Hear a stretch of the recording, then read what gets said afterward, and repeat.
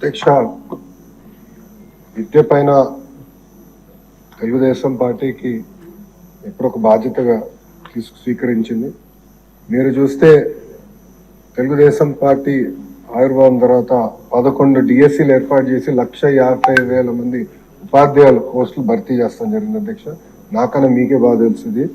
దాంట్లో అధ్యక్ష 9 డిఎస్సీలు చంద్రబాబు నాయుడు గారు గౌరవ ముఖ్యమంత్రి గారు నాయకత్వంలో కూడా జరిగింది అధ్యక్ష. ఈ ప్రభుత్వ అధికారంలోకి వచ్చిన తర్వాత తొలి సంతకం మెగా డిఎస్సీ మీద పెట్టడం జరిగింది అధ్యక్ష. దాంట్లో కూడా అభ్యర్థులందరూ నాకు నా నంబర్ దాదాపు రాష్ట్రం అంతా తెలిసిపోయింది. సో అందరూ నాకే డైరెక్ట్ గా మెసేజ్ పెడుతున్నారు. దాంట్లో ప్రధానంగా టెట్ ఏర్పాటు చేసి టెట్ తర్వాత డిఎస్సీ పెడితే బాగుంటుందని కోరటం జరిగింది. దాంట్లో భాగంగా మీరు చూస్తే టెట్ నిర్వహించాము. దాని తర్వాత ఇప్పుడు డిఎస్సీ కూడా త్వరలోనే మేము నోటిఫికేషన్ కూడా ఇవ్వబోతున్నాం అధ్యక్ష. దాంట్లో 16,000 పైచిలక పోస్టులు మళ్ళీ భర్తీ చేయబోతున్నాం అధ్యక్ష. గత ప్రభుత్వం 5 సంవత్సరాల్లో ఒక్క ఉపాధ్యాయ పోస్ట్ కూడా భర్తీ చేయలేదు, కాలయాపన చేస్తాం జరిగింది అధ్యక్ష. పెద్దలు అన్నట్టు ఈరోజు నిరుద్యోగ యువకులు ఆశతో మన ప్రభుత్వం వైపు చూశారు. వాళ్ళు పోరాడారు కనుకనే ఈరోజు పెద్ద ఎత్తున మనకి దాదాపు 93% సీట్లు మన ప్రభుత్వం కైవసం చేసుకుంటాం జరిగింది.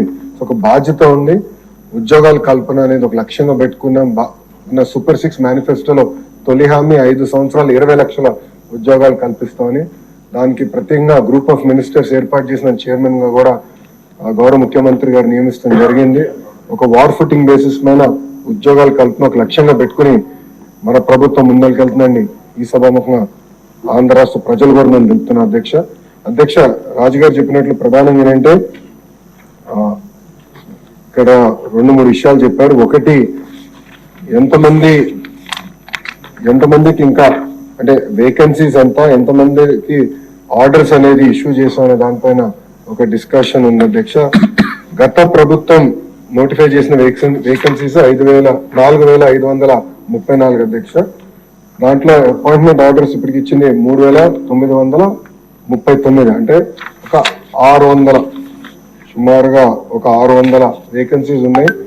గౌరవ సభ్యులు ఇంకెక్కువ ఉన్నాయన్నారు అధ్యక్ష. ఆ వివరాలు తీసుకుని దాన్ని ఎట్లా టేకప్ చేయాలో చేస్తాం అధ్యక్ష. రెండోది వచ్చేగల పెద్దలు అన్నట్టు రిటైర్మెంట్ బెనిఫిట్స్ అనేది వాస్తవంగా ఎంటీఎస్ కి ఉండదు. సో అది వర్తించదు అధ్యక్ష. ఇంకో పక్కన ఏంటంటే రిటైర్మెంట్ ఏజ్ వచ్చేగల ఎగ్జిస్టింగ్ ఎంటీఎస్ రూల్స్ అనేది 60 సంవత్సరాల ఉంది అధ్యక్ష. సో అది గౌరవ సభ్యులు కోరారు. అది నేను అధికారులతో చర్చించి మాకు గౌరవ ముఖ్యమంత్రి గారితో రివ్యూ మీటింగ్ అయినప్పుడు అది ఎట్లా టేకప్ చేయాలో అది కూడా డిస్కస్ చేస్తాను అధ్యక్ష. మీరు చూస్తే చాలా స్పష్టంగా నేను చెప్పదలుచుకుంది ఏంటంటే 1998 డిఎస్సీలో 22,542 పోస్టులు శాంక్షన్ అవుతే ఫిల్ అయింది 18,008 పోస్టులు. అంటే పెండింగ్ 4,534 పోస్టులు క్యారీ ఫార్వర్డ్.